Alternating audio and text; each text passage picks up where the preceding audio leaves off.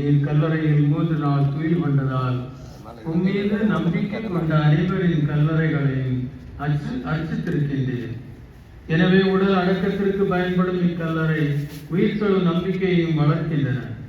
நீரும் அழியாரை உயிர்ப்பித்து இவருக்கு தேவை தரும் அந்த நாள் வரை இவர் இக்கல்லறையில் அமைதியுடன் துயில் கொண்டு இளைப்பாற செய்தருவீராக.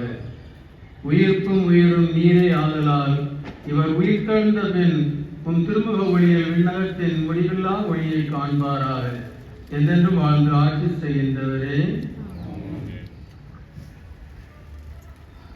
அருள் தந்தை தனம் இவ்வுலக வாழ்வில் என்று தம்மிடம் அழைத்து கொள்ள எல்லாம் வல்ல இறைவன் திருவுளம் கொண்டதால் இவர் உருவான மண்ணிற்கு திரும்பி செல்லும்படி இவர் உடலை நிலத்திற்கு கையளிக்கின்றோம்.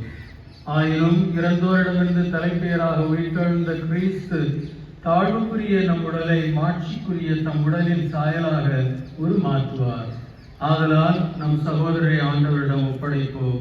ஆண்டவர் இவரை தாம் அமைதியினுள் ஏற்றுக்கொள்வாராக. இவரது உடலையும் இறுதி நாளில் மகிமையுடன் உயிர்த்தெழ செய்வாராக. உயிர்ப்பும் உயிரும் நானே, என்னில் விசுவாசம் கொள்பவன் இறப்பினும் வாழ்வான்.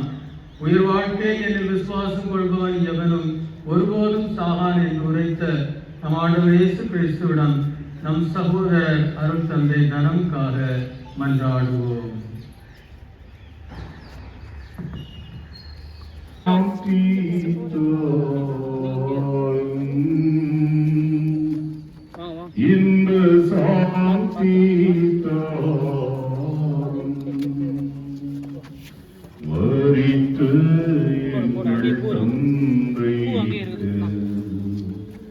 மன்னம் இறங்கி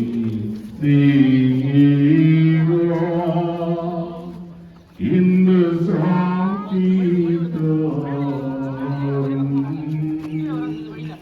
இந்த சாட்சி